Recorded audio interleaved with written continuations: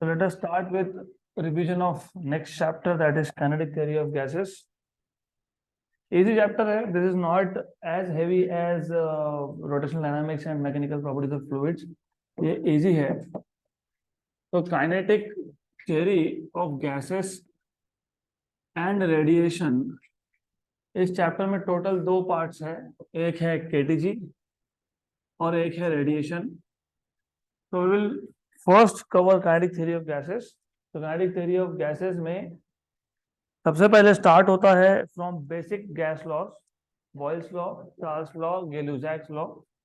अगर आपको गैसेस का डिटेल स्टडी करना है तो in total you have 4 parameters to study gases in detail: pressure, volume, temperature and entropy. हम एंट्रोपी फिजिक्स में डिस्कस नहीं करते, entropy you discuss only in chemistry. So we have in total 3 parameters which can help us to study gases, nature of gases, PV and T, pressure, volume and temperature. जो सबसे पहला law है that is Boyle's law. Boyle's law tells us that pressure is inversely proportional to volume at constant temperature. तो याद रखना तीनों में से 2 का रिलेशन हम चेक करेंगे, keeping the third one as constant. तो pressure is inversely proportional volume at constant temperature, मतलब pressure equal to some constant upon volume, मतलब पीवी इक्वल टू कांस्टेंट. इसको आप लिख सकते हो P1 V1 equal to P2 V2 equal to P3 V3. तो P1 V1 equal to P2 V2 equal to P3 V3 equal to P4 V4 equal to constant. तो second gas law है that is Charles law.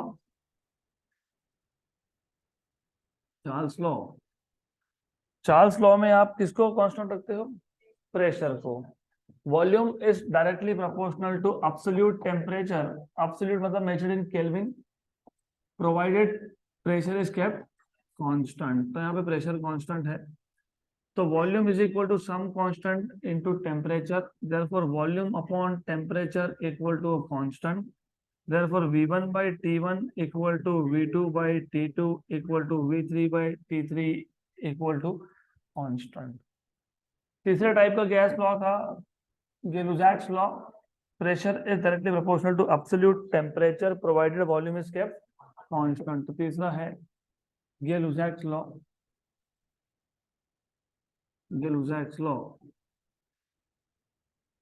तो pressure is proportional to temperature provided volume is constant. When volume is kept constant, so pressure equal to some constant into temperature, pressure by temperature equal to constant.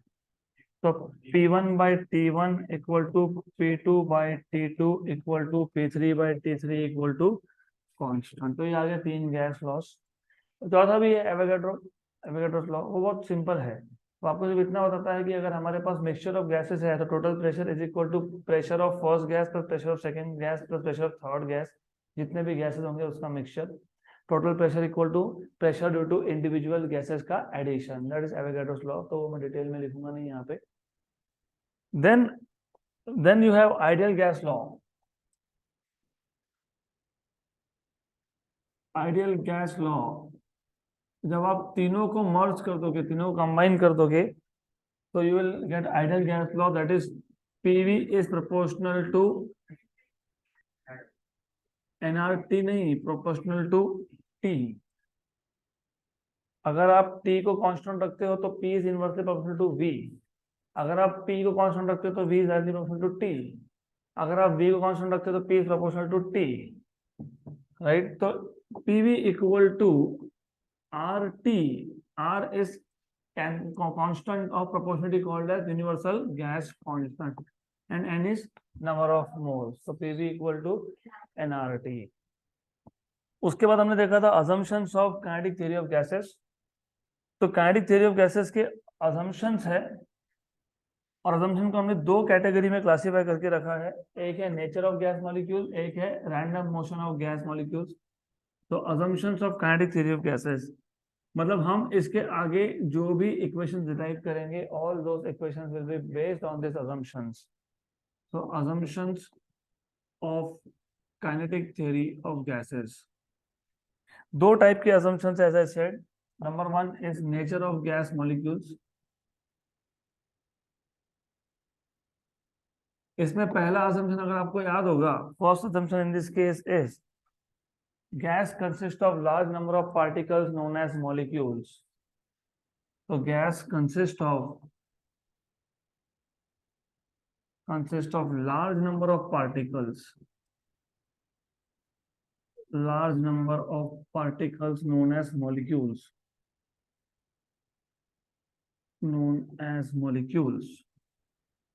और अगर आपको याद होगा, these molecules are elastic spheres. So they are elastic in nature तो है, but they are spherical in shape of very small diameter. So these molecules are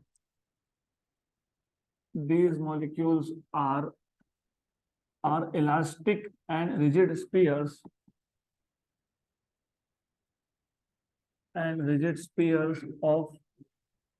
of very small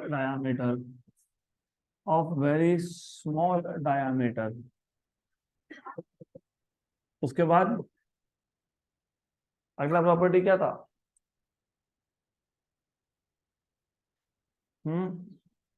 All the molecules of the same gas are identical in shape, size and mass. All the molecules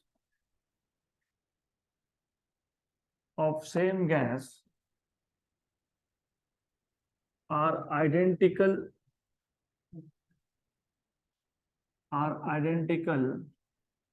in shape, size and mass. इसके बाद क्या था? The actual volume occupied by the gas is very small compared to the volume of container. The actual volume occupied by the gas is very small compared to the volume of container.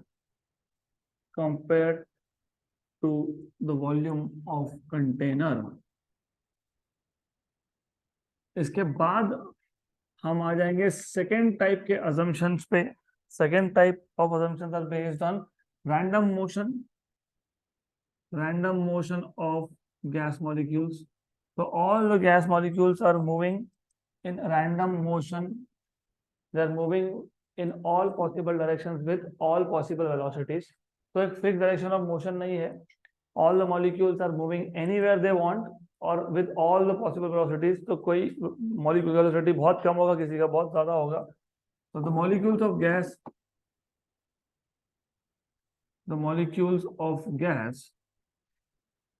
move in all possible directions.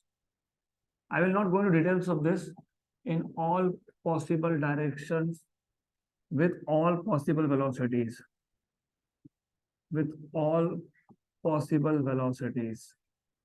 इसको आप बोलते हो molecular chaos, right? Known as molecular chaos.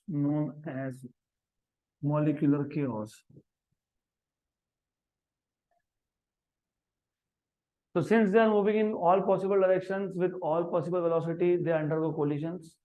And when they undergo collisions with each other, these collisions are inelastic in nature. But when they undergo collision with walls of the container, those collisions are elastic in nature. Molecule का collision inelastic होता है, जिसमें energy या velocity transfer होता है.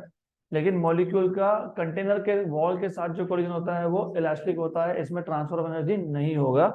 That is the idea.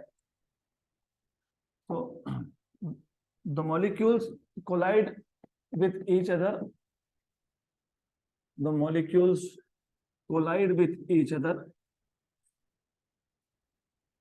और मैं shortcut में लिखूंगा, since they collide with each other, ये collision कौन सा है? Inelastic है. This is inelastic collision because they keep on transferring energy to each other. Inelastic collision, and also with the walls of container.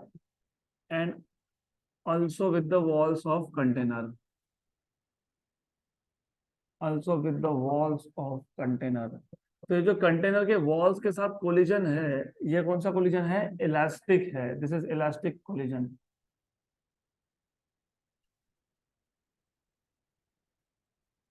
Right. दो collision के बीच में molecule travels in a straight line with constant velocity. A molecule travels in a straight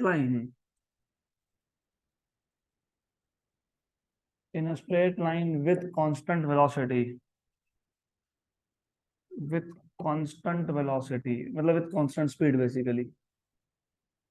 और दो molecule के बीच में जितना भी distance travel करेगा उसको क्या बोलते हो? Free path, right? The distance traveled by the molecule between two collisions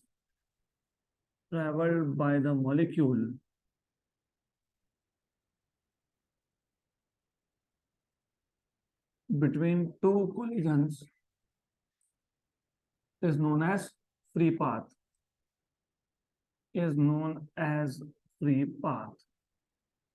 So that is all about assumptions of KTG. तो ऐसा याद होना चाहिए, because very simple thing. Topic कोई भी हो, समझा होगा तो याद रहता ही है. देन अगला टॉपिक अगर आपको याद होगा तो मीन फ्री पाथ हमने डिफाइन किया था. मीन मतलब एवरेज फ्री पाथ. क्यों? क्योंकि अगर पहले दो कोलिजन में डिस्टेंस सपोज 1 मिलीमीटर ट्रेवल किया, तो अगले दो कोलिजन में 1 मिलीमीटर ट्रेवल करेगा, इसकी कोई गारंटी नहीं है. ये रैंडम मोशन है. रैंडम मोशन में सब कुछ रैंडम होता है. डायरेक्शन रैंडम है, वेलोसिटी रैंडम है, तो दो कोलिजन के बीच का डिस्टेंस भी रैंडम है. इसका मतलब पार्टिकल नॉट नेसेसरली कि हर दो कोलिजन के बीच में सेम डिस्टेंस ट्रेवल करेगा. मान लो पहले दो कोलिजन में उसने λ1 डिस्टेंस ट्रेवल किया, फिर λ2 ट्रेवल किया, फिर λ3 ट्रेवल किया. तो I just show the diagram here. For example I have certain molecules here. यहाँ पे कुछ मॉलिक्यूल्स है, some molecules. Imagine there is a molecule who is travelling. तो इधर हो गया उसका पहला कोलिजन, फिर यहाँ हो गया सेकेंड कोलिजन. पहले कोलिजन में मतलब फर्स्ट और सेकेंड के बीच में λ1 डिस्टेंस ट्रेवल किया, फिर λ2 किया, फिर λ3 किया, फिर λ4 किया. तो the distance travel between successive collisions ये सेम नहीं है. It is not the same. That is why हम लोग क्या लेते हैं यहाँ पे? एवरेज लेते हैं, राइट? तो हम लोग एवरेज फ्री पाथ मतलब मीन फ्री पाथ लेते हैं. और मीन फ्री पाथ बहुत सिंपल है. Lambda bar equal to λ1 plus λ2 plus λ3 plus λ4 up to λn divided by n.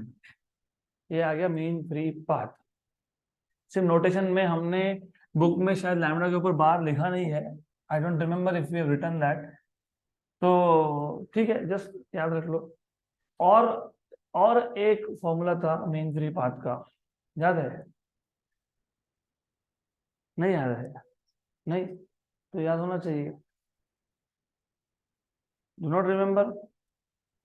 Something upon √2πd²n. किसका फॉर्मूला था वो? Mean free path. हाँ वही है, मीन फ्री पाथ ही है. क्योंकि मीन वैल्यूज की बात होगी, क्योंकि एक मॉलिक्यूल, देखो एक मॉलिक्यूल एक कोलिजन कर नहीं रहा, it is undergoing multiple collisions. तो पहले कोलिजन और दूसरे कोलिजन के बीच में डिस्टेंस λ1, दूसरे तीसरे के बीच में λ2, फिर λ3, फिर λ4. तो आपने मीन कर लिया, उसको मीन फ्री पाथ बोलते हो. तो मीन फ्री पाथ की ही बात होगी यहाँ पे. What was the formula? 1/√2πd²n.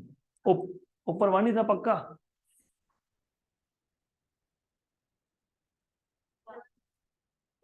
Notes में चेक करो. You have to, you should know lambda equal to something upon. ये तो पक्का ही है. क्या था ऊपर? This is the formula for mean free path in terms of diameter of molecule and number of molecules per unit volume. Unit volume में कितने नंबर ऑफ मॉलिक्यूल्स है? Small n. इसको आप कैपिटल N/V भी लिखते हो. So this is equal to 1/√2πd²n by capital V stands for volume. तो small n is n/v. तो ये है मीन फ्री पाथ का एक और formula in terms of diameter of the molecule and in terms of number of molecules per unit volume. तो दोनों formula ही सही है. ये ज्यादा प्रिसाइज है क्योंकि आपको नॉर्मली डायमीटर दिया होता है, आपको number of molecules per unit volume बताया होता है. तो ये यूज करके फाइंड कर लेना. Then we will talk about something called as mean velocity. क्यों mean velocity? क्योंकि अब तक तो मैं एक ही मॉलिक्यूल पे फोकस कर रहा था, एक मॉलिक्यूल आया, उसका कोलिजन हुआ, फिर उसका डायरेक्शन चेंज हुआ, फिर कोलिजन हुआ, फिर डायरेक्शन चेंज होगा, फिर कोलिजन हुआ। ऐसा एक मॉलिक्यूल नहीं है, you have billions of molecules, more than billions of molecules roaming around in random direction. तो बहुत सारे मॉलिक्यूल्स यहाँ वहाँ मूव हो रहे हैं, तो हर एक का वेलोसिटी अलग अलग होगा, राइट। अब जब लार्ज नंबर ऑफ मॉलिक्यूल्स आ जाए तो यहाँ पे तुम पिन पॉइंट नहीं कर सकते कि इस मॉलिक्यूल का इतना वेलोसिटी, उस मॉलिक्यूल का उतना वेलोसिटी। तो हम लोग क्या डिफाइन करते हैं? Average velocity, mean velocity. तो हम लोग पहले डिफाइन कर लेंगे मीन वेलोसिटी। सपोज मेरे पास पहला पार्टिकल है, पहले मॉलिक्यूल का वेलोसिटी c1 है, दूसरे का c2 है, तीसरे का c3 है, चौथे का c4 है, ऐसे मेरे पास n मॉलिक्यूल्स है। तो c1 plus c2 plus c3 up to cn upon n, इसको आप बोलोगे mean velocity denoted by c bar. ये क्या है? मीन है। हमको बहुत बार मीन स्क्वायर की जरूरत पड़ती है। मीन स्क्वायर मतलब स्पीड्स का स्क्वायर करना और स्क्वायर का मीन लेना, उसको क्या बोलते हो? Mean square, mean square velocity. मैं जानबूझ के वेलोसिटी को फिलहाल c से डिनोट कर रहा हूं। तो मीन स्क्वायर वेलोसिटी कैसे डिफाइन किया था हमने? c1 square plus c2 square up to cn square upon n। तो ये नॉर्मल मीन है और ये जो है स्क्वायर्स का मीन है। तो C square average, C square mean, mean square velocity, ऐसा रीड करते हैं उसको। फिर हम लोग रूट मीन स्क्वायर डिफाइन करते हैं। स्क्वायर का मीन का रूट, पहले स्क्वायर करेंगे, उसका मीन लेंगे, उसका रूट लेंगे, इसको बोलते हो RMS value, root mean square. तो रूट मीन स्क्वायर वेलोसिटी। सिर्फ एक चीज याद रखो जिसमें कंफ्यूजन बहुत ज्यादा होता है, वो है mean free path. Mean free path ये सिंगल मॉलिक्यूल का है। एक ही मॉलिक्यूल आया, कोलिजन हुआ, डायरेक्शन चेंज हुआ, कुछ पाथ कवर किया, फिर कोलिजन हुआ, फिर डायरेक्शन चेंज किया, फिर पाथ उसने कवर किया, फिर कोलिजन हुआ। और यहाँ पे जब तुम मीन्स की बात कर रहे हो, ये सारे के सारे मॉलिक्यूल्स का एक साथ बात कर रहे हो। तो पहले मॉलिक्यूल का स्पीड c1, दूसरे का c2, तीसरे का c3, चौथे का c4, सबका ऐड करके डिवाइड बाय n कर दिया तो क्या मिल गया? Mean velocity. और स्क्वायर करके मीन लिया तो मीन स्क्वायर, और मीन स्क्वायर का रूट लिया तो रूट मीन स्क्वायर। मतलब मैं स्क्वायर करूंगा, उसका मीन लूंगा, उसका क्या करूंगा? रूट लूंगा। सिर्फ इसको डिनोट करते हो क्या लिखते हो? CRMS। तो what you do here is c1 square plus c2 square up to cn square by n, इसका लेते हो square root, that is called as root mean square velocity. Correct? Clear है तक? अब इसके बाद हमको डिराइव करना है equation for pressure exerted by a gas, pressure of a gas. ये सबसे लंबा डेरिवेशन है आपके टेक्स्ट बुक में, मतलब आपके ये 16 चैप्टर्स में। बट इजी है, अगर आपको कॉन्सेप्ट पता होगा तो बहुत इजी जाएगा। हमको फाइंड करना है pressure, pressure of a gas. और अगर आपको सिर्फ बेसिक डेफिनेशन पता है प्रेशर का, हो गया काम। What is pressure? Force upon area, done. तो फोर्स अपॉन एरिया, पहली बात तो तुमको ही पता होना चाहिए। अभी हमने 2 दिन पहले मैकेनिकल प्रॉपर्टीज ऑफ फ्लूइड्स में pressure due to a fluid define किया था। मैंने बोला था कि जहां जहां पे फ्लूइड एक सरफेस के साथ कांटेक्ट में आता है, वहां पे वो क्या करता है? प्रेशर एक्सर्ट करता है। तो मैं अगर एक कंटेनर लेता हूँ, उसके अंदर गैस भर देता हूँ, गैस क्या है? फ्लूइड है। तो वो जब जब सॉलिड के सरफेस के साथ कांटेक्ट में आएगा तो वो क्या एक्सर्ट करेगा? प्रेशर। तो तुम प्रेशर कहाँ फाइंड कर रहे हो? On the walls of the container. तो अगर बेसिक कॉन्सेप्ट क्लियर होते हैं ना, तो अपने आप डेरिवेशन के स्टेप्स याद रहते हैं। तो if you have a clear cut idea कि प्रेशर कहाँ पे, pressure on the walls of the container, तो प्रेशर होता है फोर्स अपॉन एरिया। तो फोर्स कहाँ से आया? ये जो रैंडमली मूविंग मॉलिक्यूल्स पे वो जाके कोलाइड करेंगे, वो एनर्जी ट्रांसफर करे नहीं करे, मोमेंटम तो इम्पार्ट कर ही रहे हैं। तो you have gas molecules which are moving randomly, when they are colliding with each other that do not contribute to pressure, क्योंकि वो इंटरनल आपस के कोलिजन से प्रेशर नहीं आता। प्रेशर आता है collision of gas with the walls of the container. तो स्टार्ट यहाँ से होता है कि हम लोग पहले एक कंटेनर इमेजिन कर लेंगे। Let us take a cube. तो हमारे पास एक क्यूबिकल बॉक्स है।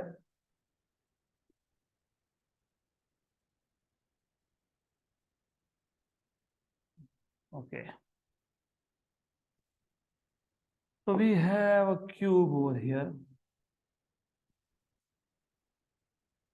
इस क्यूब का साइड लेंथ मान लो, एज लेंथ मान लो एल है, स्मॉल एल, तो small L is the edge length. Then imagine हमारे पास इसमें total n number of molecules है, तो L क्या है, एज लेंथ है।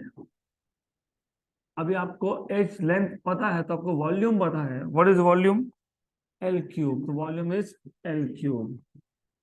और अगर ये पता है तो किसी भी साइड का सरफेस का आपको एरिया पता है, area is L square, area of all, area of any face of the cube. इसमें टोटल नंबर ऑफ मॉलिक्यूल कितने हैं, n, तो total number of molecules are capital N, mass of each molecule है small m, mass of each molecule. तो total mass find करना is not big thing, total mass will be number of molecules into mass of each molecule, तो total mass आ गया। Total mass मिल गया तो density मिल जाएगा, density is mass upon volume, तो total मास आपके पास है nm अपॉन वॉल्यूम है L क्यूब, ये आ गया डेंसिटी। तो फिलहाल तो इतने पैरामीटर्स पता होना सफिशिएंट है, बाद में देखेंगे बाकी का। अब हम इमेजिन करेंगे हमारे पास यहाँ पे बहुत सारे मॉलिक्यूल्स है, उसमें से मैं एक ही मॉलिक्यूल ले रहा हूँ, ओनली वन मॉलिक्यूल। क्यों ऐसा, क्योंकि रैंडम मोशन है। रैंडम मोशन नॉर्मली सिमेट्रिक होता है, मतलब रैंडम मोशन में जो एक मॉलिक्यूल के लिए होगा वही सारा फिजिक्स बाकी सारे मॉलिक्यूल्स के लिए होगा। तो number one, if you are able to find out equations of one molecule, you can say कि बाकी मॉलिक्यूल्स के लिए भी एग्जैक्टली सेम ही इक्वेशंस बनेंगे। नंबर टू भी इंपॉर्टेंट थिंग, डायमेंशंस, डायरेक्शंस जो होते हैं ना, डायरेक्शंस, यहाँ पे डायरेक्शन भी हर एक डायरेक्शन में सेम चीज होगी। देखो मैंने पहले बोला कि अगर मेरे पास बिलियन मॉलिक्यूल्स है, जो इक्वेशन एक मॉलिक्यूल के लिए बनेगा वो सारे के सारे के लिए बनेगा। सिमिलरली जो इक्वेशन एक डायरेक्शन में बनेगा वो सारे के सारे डायरेक्शन के लिए बनेगा।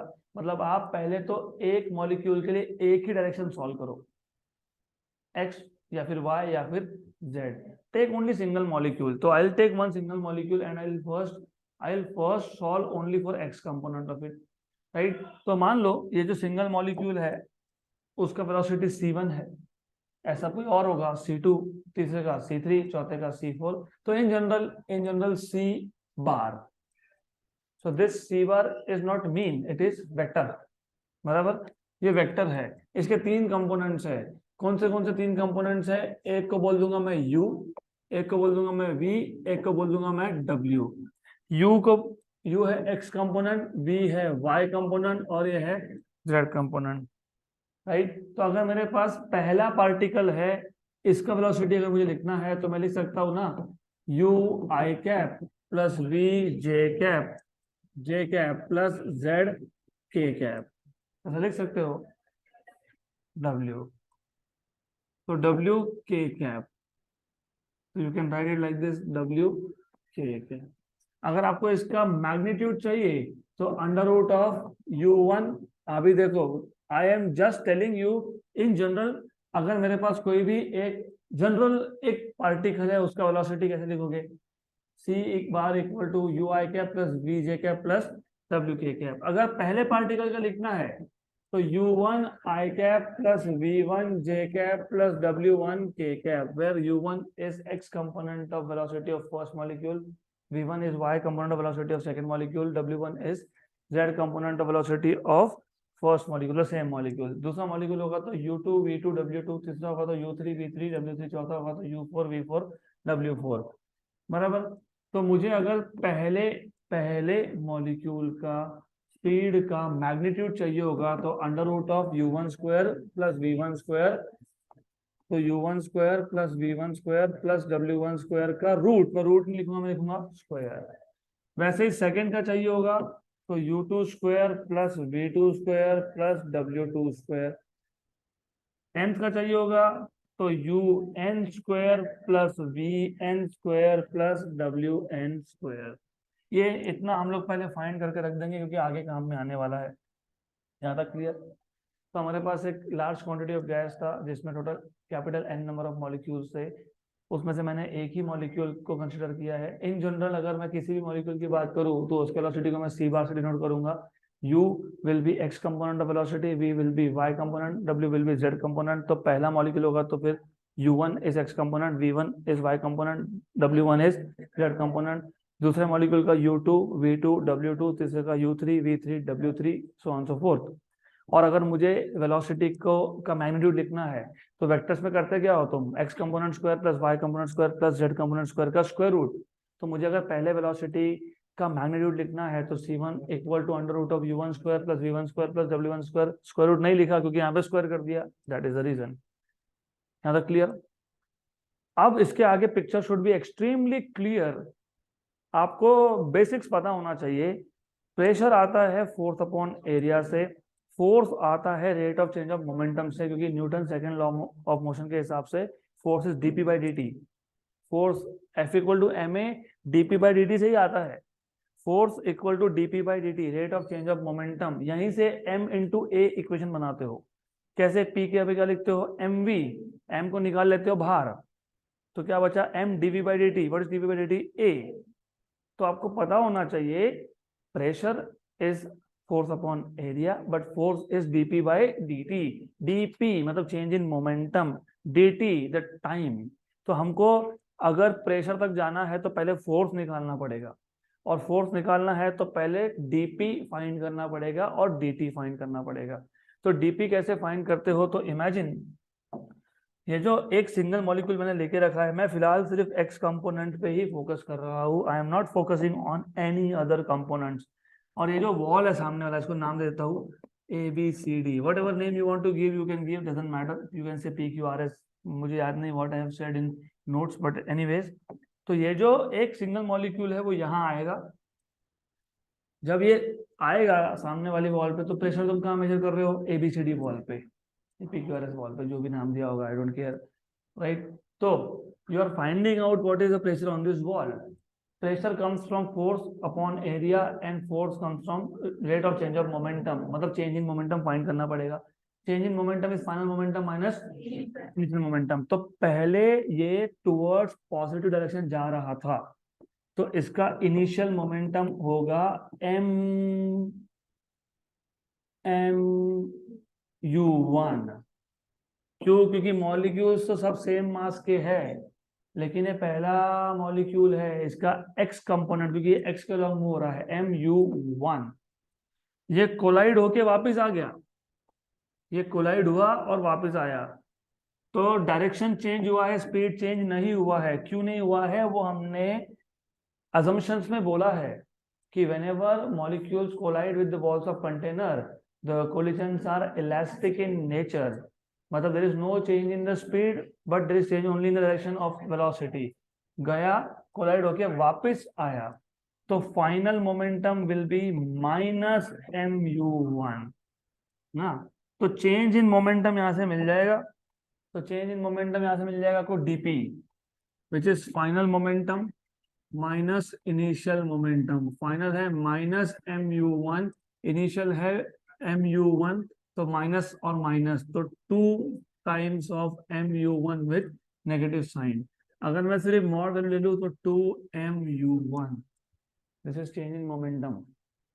अब change in momentum upon time, तो टाइम कितना लगा उसको दो सक्सेसिव कोलिजन में। कहां से स्टार्ट हुआ था? यहां से, यहां से यहां तक गया, कितना डिस्टेंस ट्रेवल किया? L। वापस आया, कितना किया? L। तो डिस्टेंस कितना ट्रेवल किया? 2L।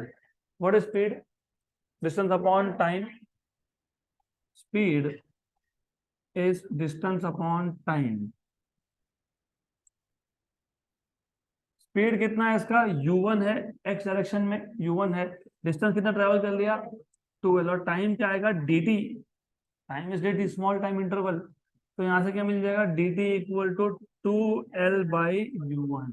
तो आपके पास dp है, आपके पास dt है, तो आपको पहले मॉलिक्यूल का x कंपोनेंट ऑफ फोर्स मिल जाएगा, क्योंकि ये गया, इसने कोलाइड किया, कोलाइड किया मतलब फोर्स एक्सर्ट किया। तो आपको पता होना चाहिए force due to first molecule का x कंपोनेंट, ये आता है dp बाई dt।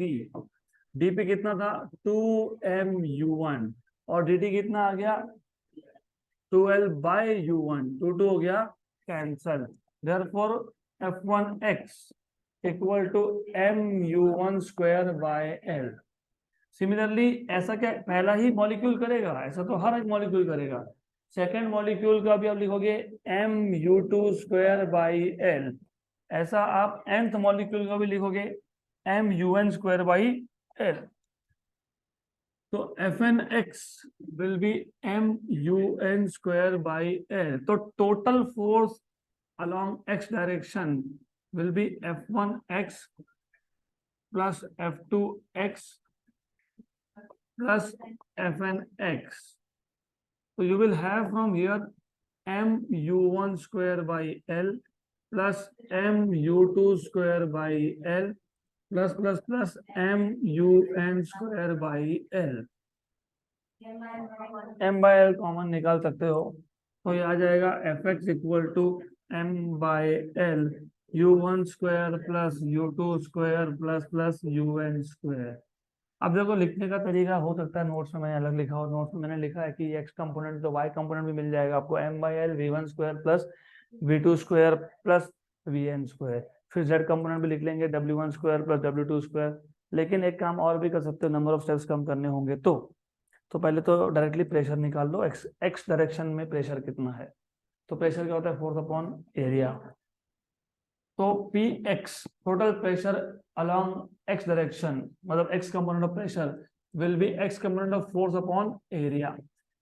एरिया होता है एल स्क्वायर और एक्स कंपोनेंट ऑफ फोर्स है m/L u1 square plus u2 square up to un square. तो ये आ गया आपके पास px equal to m/L³ u1 square plus u2 square up to un square बराबर। ऐसा ही फिर y कंपोनेंट आएगा m/L³ v1 square plus v2 square vn square. ऐसा ही आपको z कंपोनेंट भी मिल जाएगा। तो z कंपोनेंट भी मिल जाएगा pz equal to m/L³ w1 square plus w2 square up to wn square. ये ना तक तो टोटल प्रेशर क्या आएगा? px plus py plus pz। तो total pressure is px plus py plus pz बराबर। ऐसा लिखा था हमने? नहीं,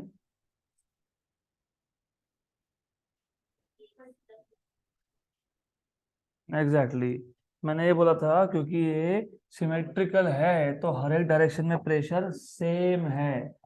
तो px equal to py equal to pz equal to something let us say p। अब बोलोगे px plus py plus pz equal to p plus p मतलब 3p। तो px plus py plus pz equal to 3p। तो p equal to px plus py plus pz by 3। तो p equal to px plus py plus pz by 3। तो p equal to 1/3 अलग कर लो। अब देखो px में py में और pz में m/L³ तीनों में ही है, तो m/L³ को भी कॉमन निकाल ही लो। m/L³ you can take out common. फिर u1 square plus u2 square up to un square plus v1 square plus v2 square up to vn square plus w1 square w2 square up to wn square. u1 square v1 square w1 square is c1 square, u2 square v2 square w2 square is c2 square. तो ये आ जाएगा 1/3 m/L³ c1 square plus c2 square up to cn square. इसके बाद हम CRMS का definition use करते हैं। तो you have to go back to the definition of CRMS। ये जो CRMS का डेफिनेशन है ये यूज करना पड़ेगा। इसको स्क्वायर करना पड़ेगा दोनों साइड से। स्क्वायर करोगे तो रूट हट जाएगा और ये क्या बन जाएगा? CRMS स्क्वायर और n यहाँ पे हो जाएगा मल्टीप्लाई, मतलब c1 square plus c2 square up to cn square क्या आएगा? n CRMS square. तो यहाँ पे जो आपके पास ये C1 square C2 square up to Cn square है, ये कौन है? ये NCRMS का स्क्वायर है। This is NCRMS square. ये N इंटू M है टोटल मास और L क्यूब है वॉल्यूम। तो pressure P equal to 1/3 total mass upon volume into CRMS square. तो मास अपॉन वॉल्यूम होता है डेंसिटी, तो 1/3 rho CRMS square. Hence you have equation of pressure exerted by a gas. मिल गया। तो ज्यादा डिफिकल्ट नहीं है, as I told you, it is just that you have to follow some particular approach of deriving this. अब हमको चाहिए CRMS और टेम्परेचर का रिलेशन। अब टेम्परेचर का रिलेशन क्यों चाहिए? The idea here is, you must know, मैंने अभी भी बोला कि अगर मैं 1 मोल ऑफ गैस भी लेता हूं ना, तो 1 mole of gas contains Avogadro number of molecules 10⁻23। अगर तुम 10⁻23 मॉलिक्यूल्स की बात कर रहे हो, तुमको मैंने पूछ लिया what is average velocity of gas, मतलब CRMS पूछ लिया, तो तुम क्या करोगे? C1 square plus C2 square plus C3 square 10⁻23 है। नहीं कर सकते। You cannot go on measuring speed of each gas molecule and then take averages. तो हमको कुछ और एक पैरामीटर ढूंढना पड़ेगा जो हमको डायरेक्टली CRMS का इंफॉर्मेशन दे दे। वो होता है टेम्परेचर। तुमने थर्मोमीटर डाला, टेम्परेचर मिल गया, बात खत्म हो गई। टेम्परेचर से तुम गैस का स्पीड निकाल सकते हो। क्यों? क्योंकि तुम लॉजिकली सोचो, जितना ज्यादा टेम्परेचर है उतना ज्यादा गैस मॉलिक्यूल के साथ एनर्जी है। अगर आपने और हीट सप्लाई कर दिया तो गैस का एनर्जी और भी बढ़ गया। तो जितना ज्यादा टेम्परेचर होगा, it means more is the velocity of gas, और मोर गैस वेलोसिटी का मतलब RMS वैल्यू भी ज्यादा है। तो we want to find a connection between CRMS and absolute temperature T। तो relation between CRMS, relation between CRMS and absolute temperature T। तो we will start with this only। ये आप हमारे पास है ऑलरेडी, इससे स्टार्ट कर लेंगे। P equal to 1/3 rho CRMS लिखो या फिर M/V CRMS लिखो, बात वही है। तो P equal to 1/3 M/V CRMS square. PV equal to 1/3 M CRMS square. PV equal to NRT होता है। क्या होता है? NRT 1/3 MCRMS square. एक्चुअली तो रिलेशन यही खत्म हो गया। CRMS square is proportional to absolute temperature, तो CRMS is proportional to root of absolute temperature.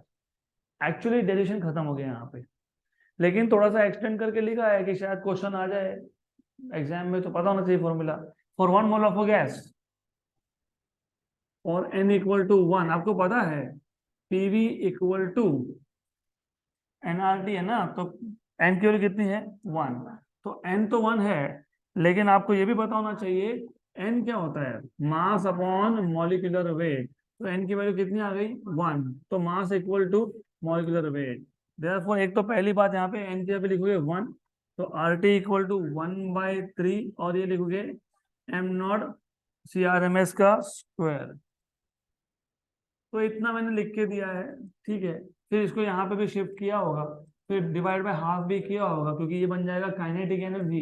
हाँ, तो वैसा भी कर ही सकते हो। आप लिख सकते हो 3RT equal to M0 CRMS का स्क्वायर। फिर दोनों साइड को डिवाइड बाय 2 भी कर ही सकते हो, ये काइनेटिक एनर्जी बन सकता है। Doesn't matter, but my job is done. यहाँ तक काम खत्म हो गया, तो मैं बोल सकता हूँ कि बाकी सब तो कांस्टेंट है। तो CRMS square is proportional to temperature, मतलब CRMS is proportional to root of temperature.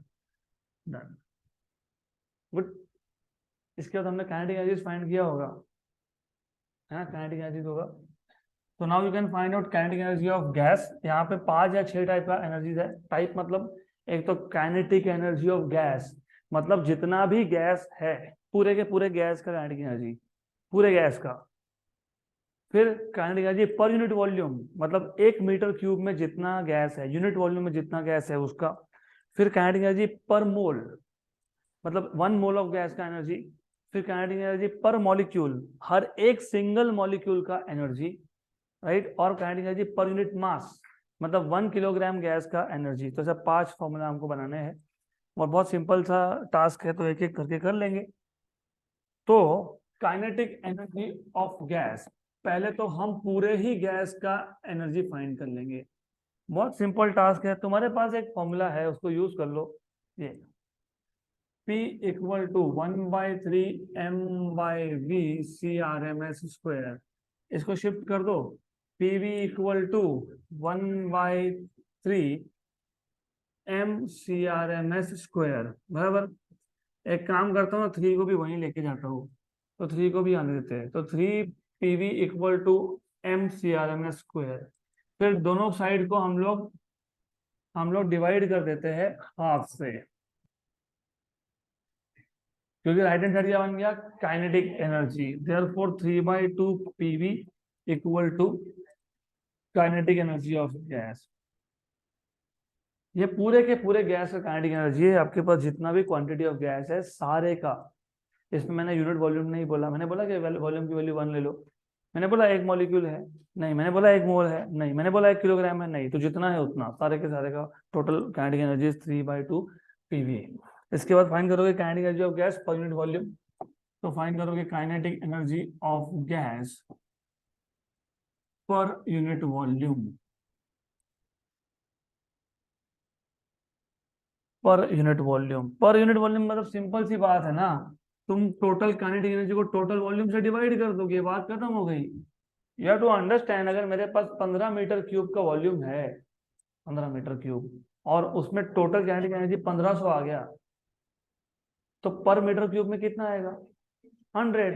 तुम 1500 मतलब टोटल काइनेटिक एनर्जी को टोटल वॉल्यूम से डिवाइड कर दोगे। तो वही तो कर रहे हैं हम लोग, काइनेटिक एनर्जी को टोटल वॉल्यूम से डिवाइड कर रहे हैं। First total kinetic energy 3/2 PV, divide किससे कर रहे हो, वॉल्यूम से, वॉल्यूम वॉल्यूम, तो 3/2 P हो गया।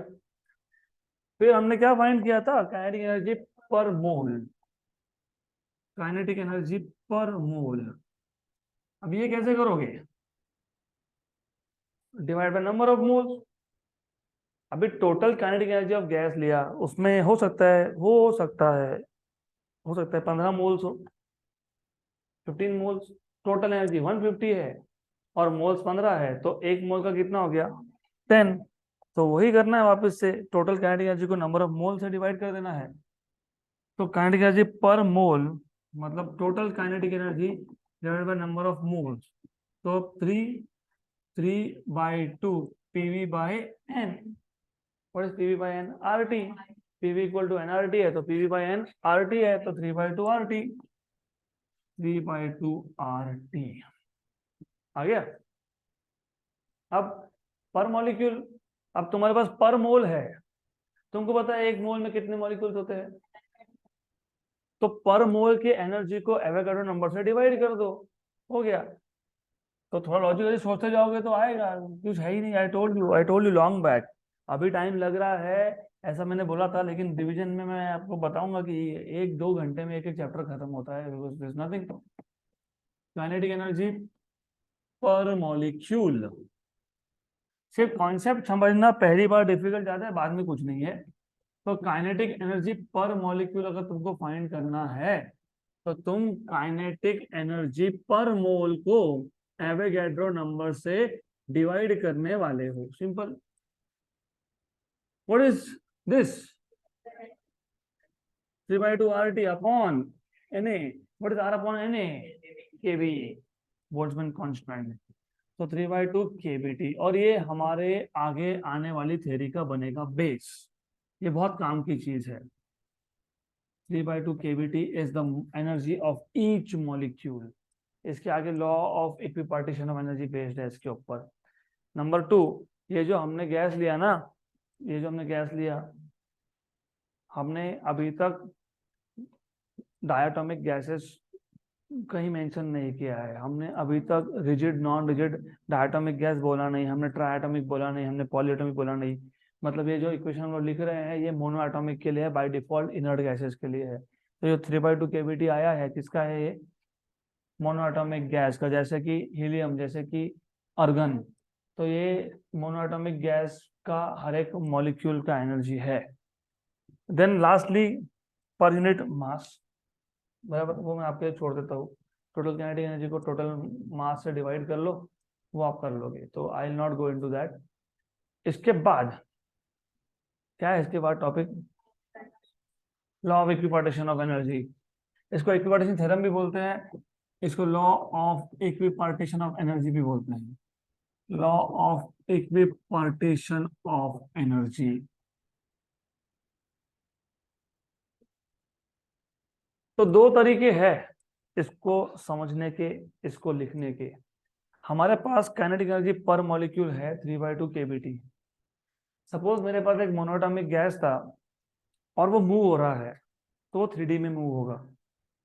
वो एक वॉल्यूम के अंदर मूव हो रहा है तो वो 3 डायमेंशन में मूव होगा। मतलब अगर आपको ये बात समझ में आई कि हर एक मॉलिक्यूल का काइनेटिक एनर्जी कितना होगा, 12mv², क्योंकि वो मूव हो रहा है। और मैंने एक अजम्पशन लिखा नहीं, एक अजम्पशन लिखा नहीं, जानबूझ के लिखा नहीं, क्योंकि यहाँ बताना था the molecules are suppose to be non interacting. ऐसा बोलते हैं उसको कि नॉन इंटरएक्टिंग है, मतलब पोटेंशियल एनर्जी 0 है, तो only energy is kinetic energy. और ये जो v है ये वेलोसिटी का मैग्नीट्यूड का स्क्वायर है, लेकिन वेलोसिटी का मैग्नीट्यूड का स्क्वायर मतलब क्या, x कंपोनेंट का स्क्वायर प्लस y कंपोनेंट का स्क्वायर प्लस z कंपोनेंट का स्क्वायर, है ना। v equal to under root of v x square plus v y square plus v z square, तो v square equal to v x square plus v y square plus v z square. ये तो तुम 11 से सीखते आ रहे हो, ये सब वेक्टर्स वेक्टर्स वेक्टर्स, तो वेक्टर्स ही तो है ये। तो काइनेटिक एनर्जी क्या हो गया, 12mv² plus 12mvy² plus 12mvz²। Clear यहां तक, बराबर। ये एक मॉलिक्यूल का एनर्जी है, कितना, एक। लेकिन एक मॉलिक्यूल का एनर्जी था कितना, 3/2 kBT। इसका मतलब मैं इसको लिख सकता हूं, I can write this as 12mvx² plus 12mvy² plus 12mvz² equal to 3/2 kBT, मतलब half kBT plus half kBT plus half kBT। मतलब इफ यू नोटिस हर एक क्वाड्रेटिक टर्म के लिए कितना एनर्जी है, हाफ kBT। हर एक क्वाड्रेटिक टर्म के लिए कितना है, हाफ kBT। ये है law of equipartition of energy. With each quadratic term the energy associated is half kBT। Quadratic मतलब पावर 2 का term. With each quadratic term the energy associated is half kBT। इसी को लिखने का तरीका और भी है डिग्री ऑफ फ्रीडम के टर्म में। With each degree of freedom energy associated is half kBT। तो अगला टॉपिक है डिग्री ऑफ फ्रीडम। तो अभी मैं यहाँ पे सिर्फ लिख देता हूँ आपके लिए, therefore the energy associated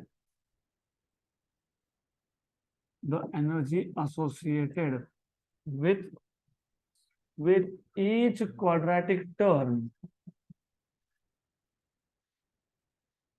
is half kBT। Clear. फिर डिग्रीज ऑफ फ्रीडम आएगा। डिग्रीज ऑफ फ्रीडम के भी दो डेफिनेशन है। डिग्रीज ऑफ फ्रीडम इसके भी दो डेफिनेशन है। एक आप बोलते हो the minimum number of coordinates required, independent coordinates required to specify location and configuration of system, मतलब gas of gas is known as degree of freedom. अभी देखो मिनिमम नंबर ऐसा क्यों बोला है। फॉर एग्जाम्पल अगर मेरे पास एक मॉलिक्यूल है वो 3D स्पेस में मूव हो रहा है, चलो 1D से स्टार्ट करते हैं, moving only along x direction, उसका डिग्री ऑफ फ्रीडम एक ही है, क्योंकि उसका लोकेशन बताने के लिए मुझे सिर्फ एक्स चाहिए, और कॉन्फ़िगरेशन मतलब उसका डिटेल बताने के लिए एक्स काफी है। क्यों, क्योंकि dx/dt ले लूंगा तो वेलोसिटी मिल जाएगा, मतलब एक्स मिल गया तो फिर कॉन्फ़िगरेशन अपने आप ही मिल जाएगा। कॉन्फ़िगरेशन मतलब उसका स्पीड।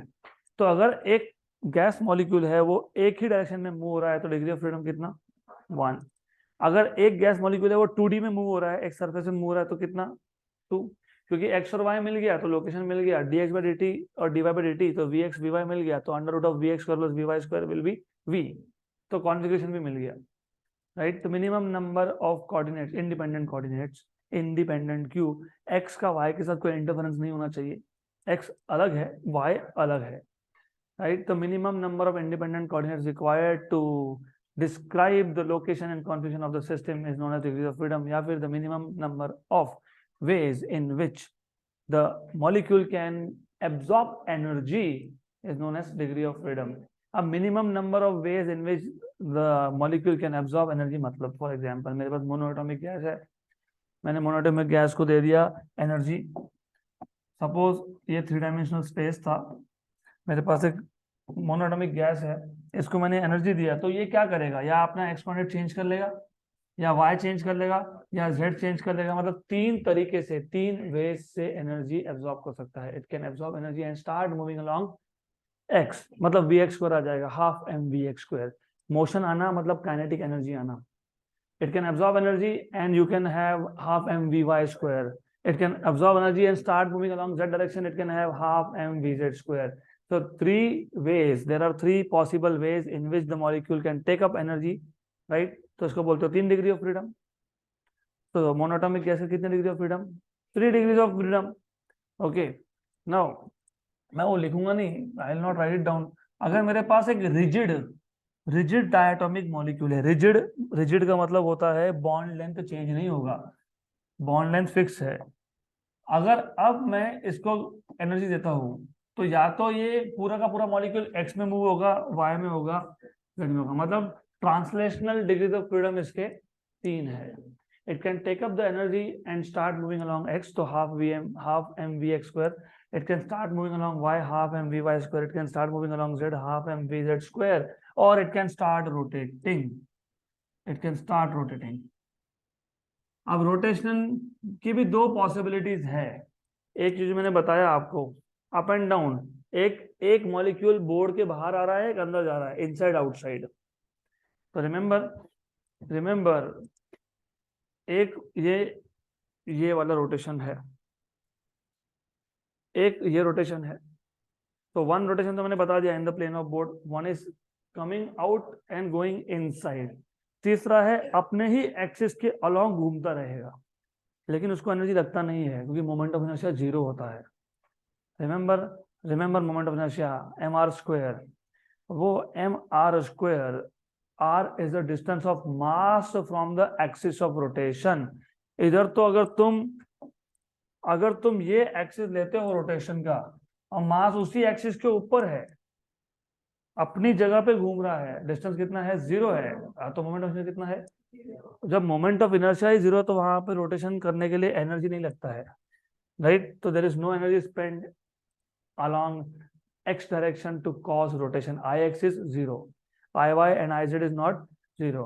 तो रोटेशनल के डिग्री ऑफ फ्रीडम 2 और, मतलब आपने एनर्जी दी तो क्या होगा, या तो लीनियर मोशन परफॉर्म कर जाएगा, half M we x square, half M v y square, half v m v z square, तो ट्रांसलेशन के 3 आ गए, या रोटेशन परफॉर्म करेगा, हाँ, half I y omega square, half I z omega square. अभी रोटेशनल डायनामिक्स पहले लेने का रीजन यही होता है ना कि तुमको पता हो मोमेंट ऑफ इनर्शिया और rotational kinetic energy. Half I omega square derive किया था कि नहीं किया था ना, तो half I y omega square and half I z omega square बराबर, तो कितने डिग्री ऑफ फ्रीडम आ गया, 5, 3 ट्रांसलेशन के 2 रोटेशन के। अगर एडिशनली इसमें ये जो बॉन्ड है, अगर ये बॉन्ड फिक्स नहीं हो, ये स्प्रिंग जैसा हो, तो एडिशनली वाइब्रेशन के 2 टर्म्स और आ जाती है, 2 ही आती है। क्यों 2 आता है, एक आता है because of kinetic energy of vibration, kinetic energy of vibration, और वाइब्रेशन होता है अलोंग द बॉन्ड लेंथ। तो आई वाई और आई जेड रोटेशन में कंट्रीब्यूट करते हैं और एक्स डायरेक्शन वाइब्रेशन में कंट्रीब्यूट करता है। तो एक तो काइनेटिक एनर्जी ऑफ वाइब्रेशन आएगा कहां से, एक्स डायरेक्शन से, लेकिन यहाँ पे जैसे ही 2 मॉलिक्यूल्स का डिस्टेंस चेंज हुआ, पोटेंशियल एनर्जी स्टार्ट हो गया, क्योंकि potential energy depends on the configuration, depend करता है पोटेंशियल एनर्जी पोजीशन पे।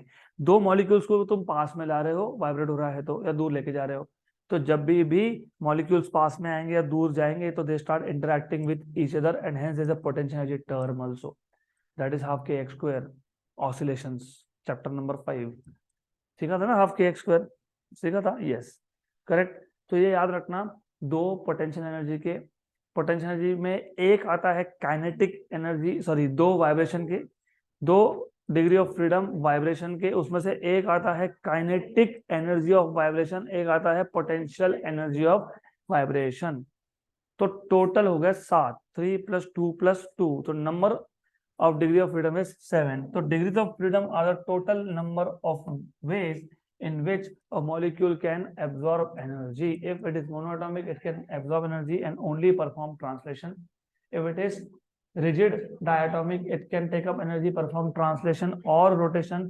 If it is non-rigid, it can take up energy, perform either translation or rotation or vibration. बराबर। तो अगर हमारे पास मोनोएटॉमिक गैस है तो उसके 3 डिग्री ऑफ फ्रीडम है। तो equation, law of equipartition of energy, equipartition theorem, इसका एक अल्टरनेट स्टेटमेंट भी आता है, with each degree of freedom the energy associated is half KBT.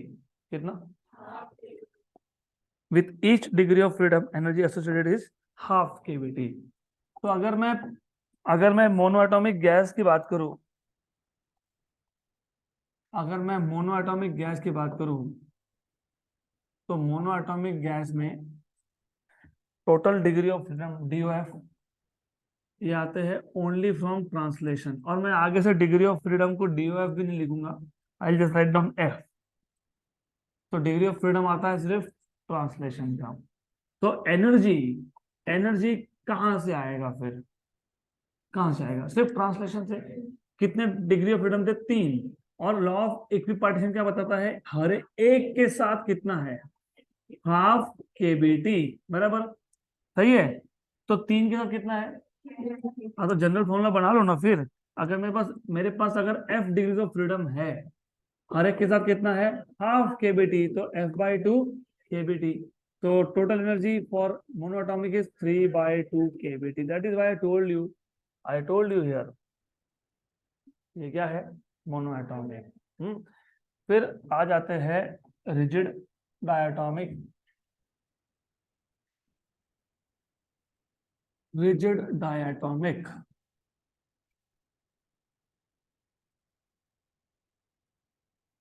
Rigid diatomic में 3 ट्रांसलेशन से 2 रोटेशन से। तो total degree of freedom is degree of freedom due to translation plus rotation. तो ये आ गया 3 + 2। तो टोटल एनर्जी वापस से वही F/2 केबीटी। तो F/2 5/2 केबीटी। फिर non rigid diatomic, of course diatomic. हाँ, तो यहाँ पे कहां से आएंगे? फटाफट बताओ। Translation plus rotation plus vibration. 3 + 2 + 2, that is 7. So total energy is again F/2 kBT, that is 7/2 kBT. Good. So sufficient for today, बाकी का कल देखते हैं।